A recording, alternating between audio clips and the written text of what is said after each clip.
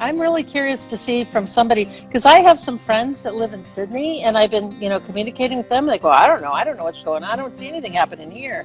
So, is it only people in our sector that really kind of know what's happening in Victoria, in Melbourne? Yeah, it's a really interesting time because there's so many storylines happening. So Victoria has done a deal with, it's called the Belt and Road Project with China. They've also done some sort of collaboration with an agenda called Smart Cities. They're the only state in Australia that has done that, and they're the only state in Australia that's done that deal with China. So you can look at two of those threads, and it'll take you down some pretty amazing rabbit holes.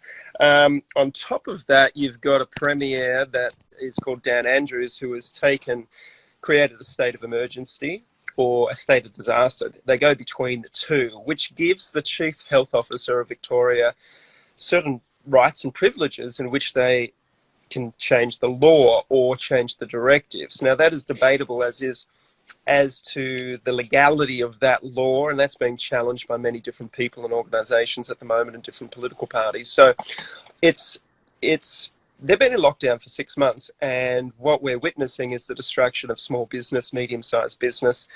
But there's also other storylines happening, because the people out of work are generally getting government handout and assistance, so monetary incentives.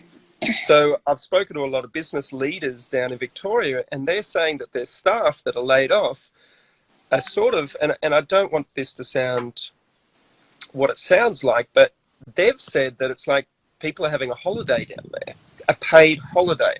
So people still aren't in that position of terror or doom and gloom yet for a lot of people. Now, in saying that, there's a lot of people that are really struggling down there financially, emotionally, spiritually, physically.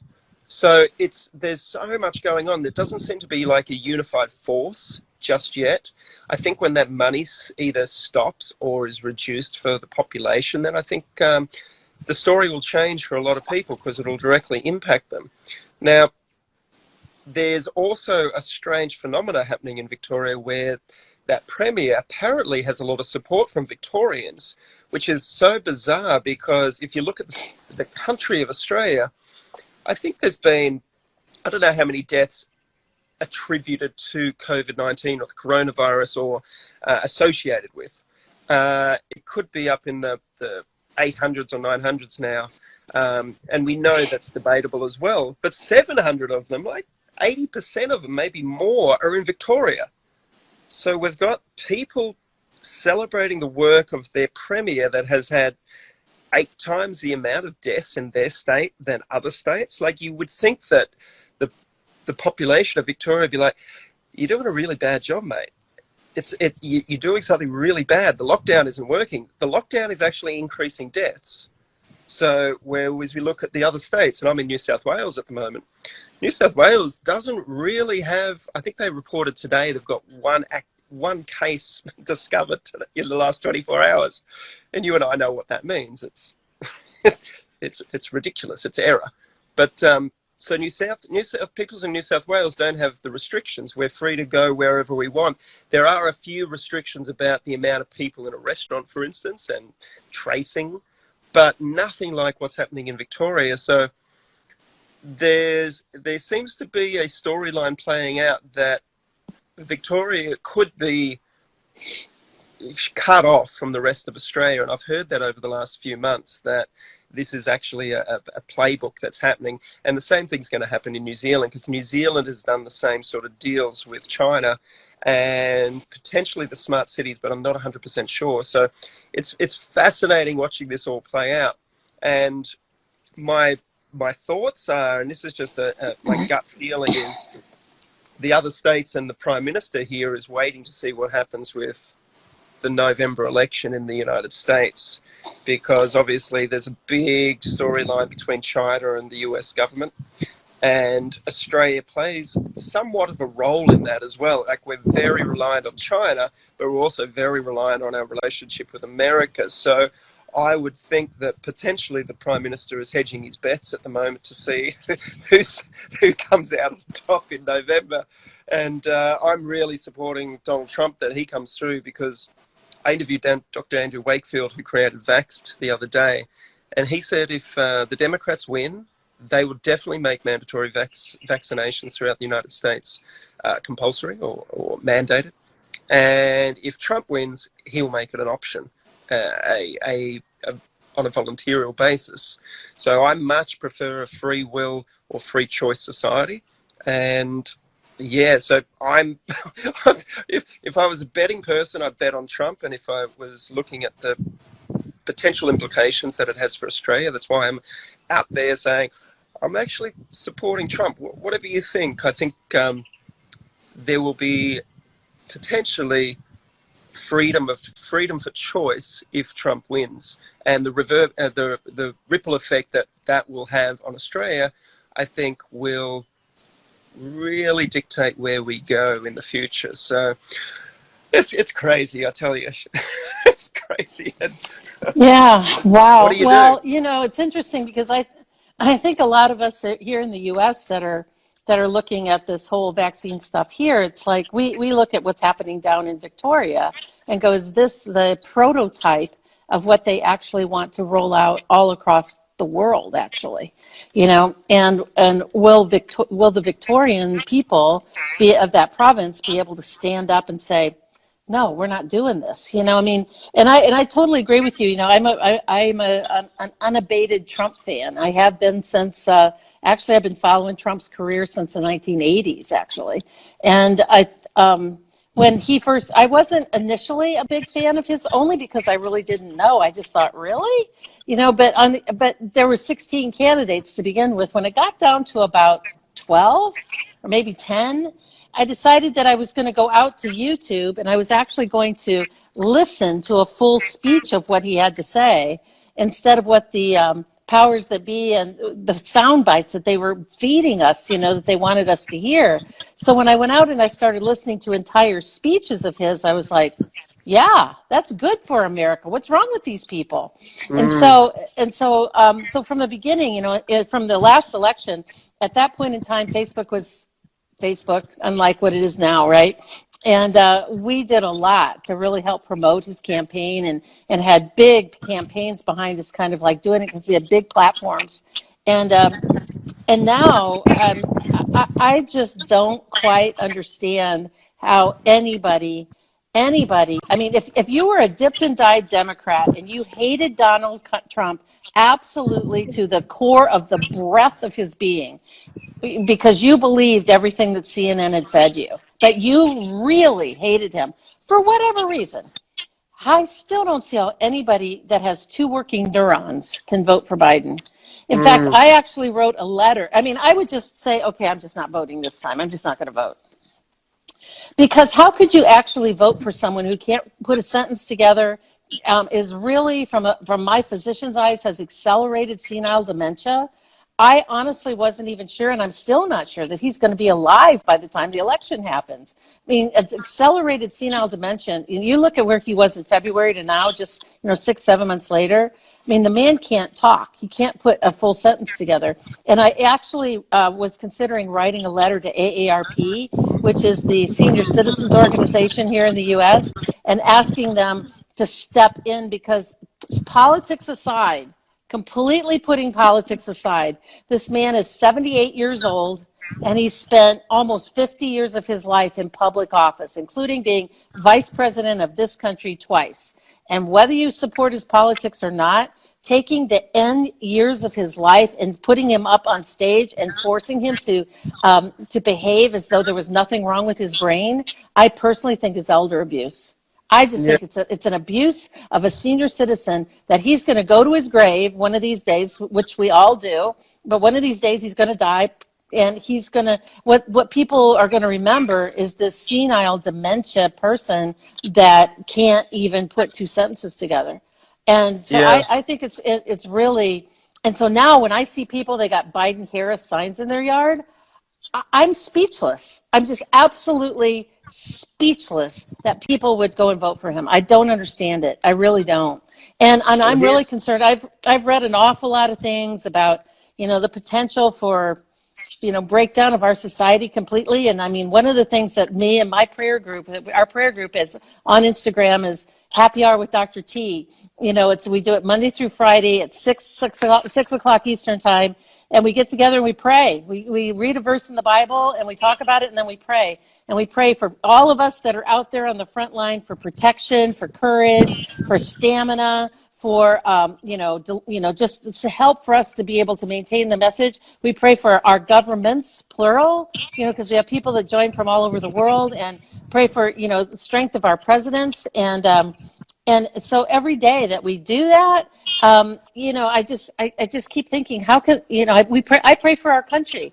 I honestly hope that but somewhere between the election and the inauguration is going to be the most volatile time here in the U.S., because the election is going to be contested on both sides, no matter who wins. Even if Trump wins by a landslide, they'll contest it. And if Biden wins, he's not sworn in until January the 20th. So between November 3rd and January 20th, Trump is still president of the United States until the new president is inaugurated and sworn in. And I think that period of time is potentially the most volatile. And I pray every day that I hope by February 1st we still have a country. yeah, I have to agree. And well done for your prayer. Happy Hour with Dr. T. I love that. And I just want to point out as well with Victoria, because the Premier down there is publicly associated or has, and same with New Zealand, they've both promoted Hillary Clinton over the years, and they've both promoted Joe Biden, and they're involved with Podesta. It's like the tentacles are very far-reaching, that's for sure. Podesta popped over to New Zealand a week before their mosque massacre. And I mean, coincidental, but there's a lot of interesting stuff. And the Chief Health Officer of Victoria, who's in charge of these apparent lockdowns, he works for a university where Bill Gates puts a lot of money into that university as well. So you don't have to be a conspiratorial theorist to actually just see all the connections that are playing out. And I do believe that New Zealand and Victoria, as you said, is the playbook to see how people respond to what is happening for the rest of the world. And I agree with you on Biden there. I shared something today. I think he did a speech in the last 24 hours, and I did share it on social media, but even listening to you talking about it now, it's like, it's hard not to show the incompetence and maybe that's not the right word, but the destruction of that man's brain, and I don't want to laugh about it because it's sad. It's actually, it's very sad of putting someone into that position, I believe. And yeah. so I interviewed a lady last week called Chanel Rian, who's a White House reporter. So she works for a news outlet called OAN. And she reported, we did a live podcast pretty much from the White House. And it was interesting because I asked her the questions that I felt were pertinent. She has a direct one-on-one with Donald Trump when she's in that briefing room. And she's usually the one that doesn't wear a mask, and she asks the really good questions that CNN and Fox and MSNBC don't ask. And I asked her what the deal is with Fauci and Gates and Trump. And I released the podcast a few days ago, so if anyone wants to listen to it, just jump onto our Evolve with Pete Evans podcast. And she was wonderful because she said that she believes Trump surrounds himself with people that aren't just yes men and women. He likes to have a diversified field of people around him so he can take in all points of view, and then he gets to make his decision, taking in all of that. And he said that he likes to keep Fauci, her perception is he keeps Fauci in there for that reason.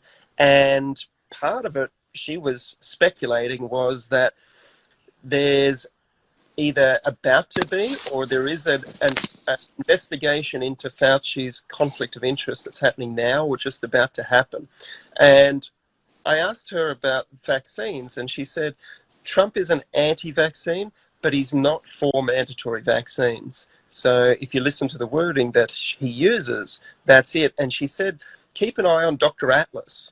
And I don't know whether you saw Dr. Atlas come out yesterday and do a press briefing for the White House, but he was talking about vaccines. And he said, we will not make them mandatory.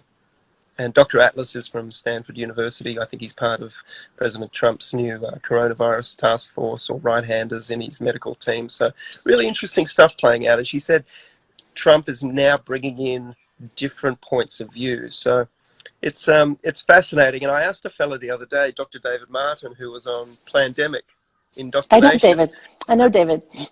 And I said, what's the deal? Because when Trump talks about the China virus, I'm sure he's not talking about coronavirus. And he said Trump speaks in code. So when you look at what's happening in Victoria, New Zealand with China and the deals that are done and what potentially is happening, and David went into the understanding of the economy and where China fits in and where the rest of the world fits in. It made a lot of sense. And hopefully I'm going to have a weekly update from this reporter, Chanel, to download basically what's happening every week at the White House.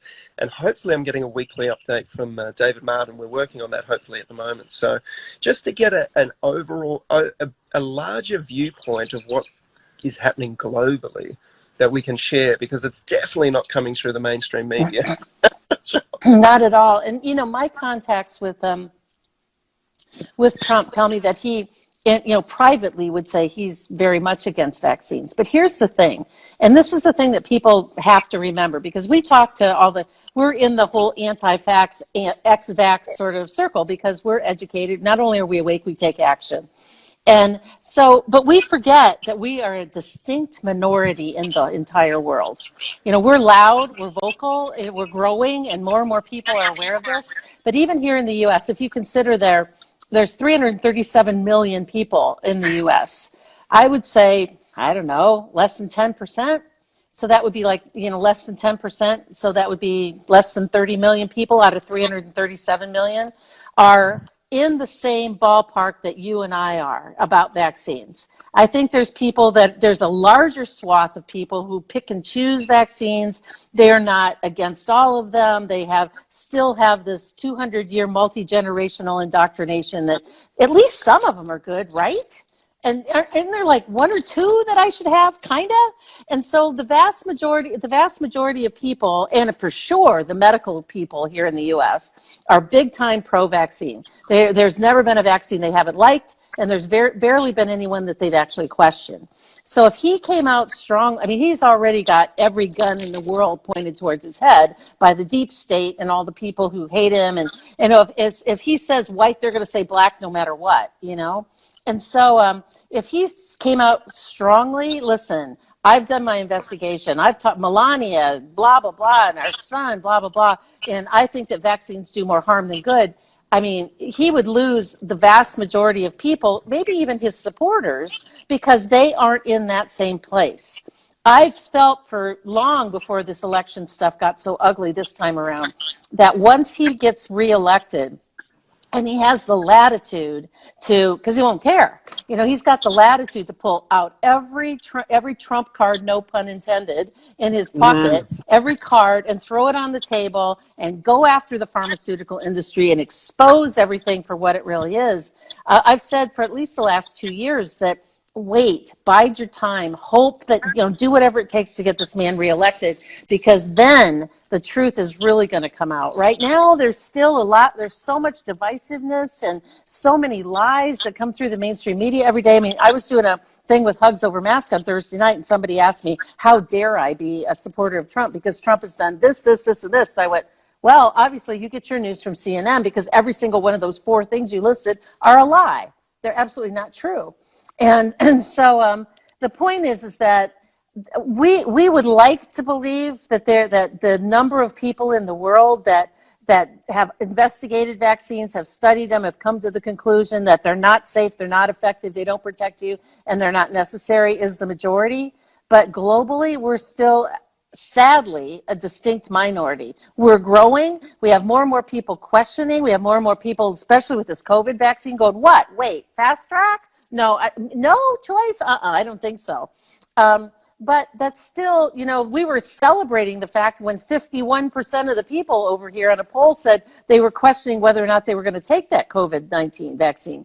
So I think that some of his posturing is political. I think that he's playing to a place where he's trying not to alienate the base of pro-patriot, pro-medical choice, pro-vaccine choice, anti-vaccine. He doesn't want to alienate them, but they're a minority of people over here. There's still a majority of people over here that need that level of education, and he needs their votes. And that's from some of the people behind the scenes I've spoken with and just my own observation over the last couple of years that I think there's political posturing in that vaccine position. I agree. Yeah, time will tell. But I was talking to my wife about it yesterday, just saying, it's pretty tough for the people in Victoria, but I think it's going to be very tough for America over the next 3 or 4 months. As you said, I think all signs are pointing.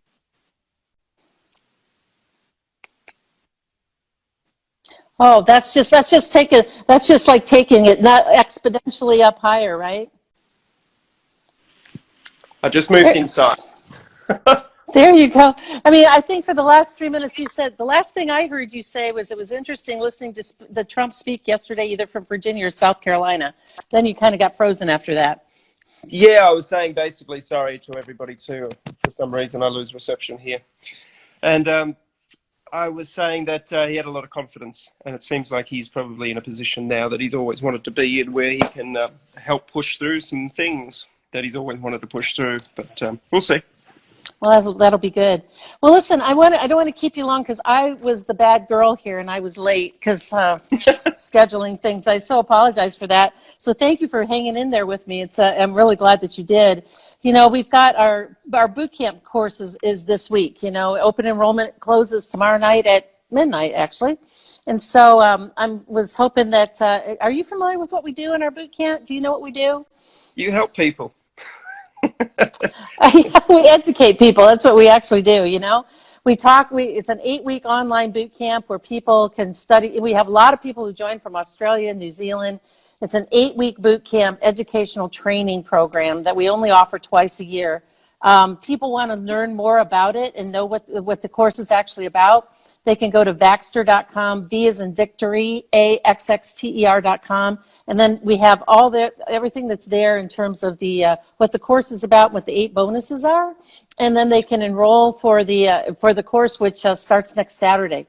So, and this might be the last time we do it, Pete, with all the censorship that's going on and all of the things that are happening. I don't know how we're going to be able to pull this off going forward, but this might be the last time that we offer it. So right now we've got our open enrollment going on until this time tomorrow night.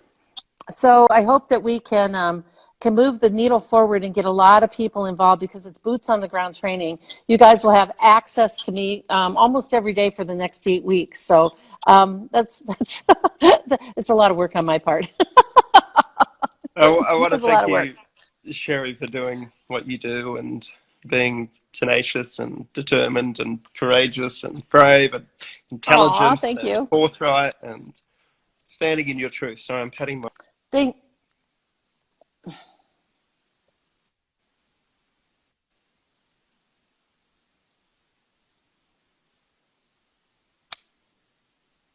We're kind of losing you again there, Pete.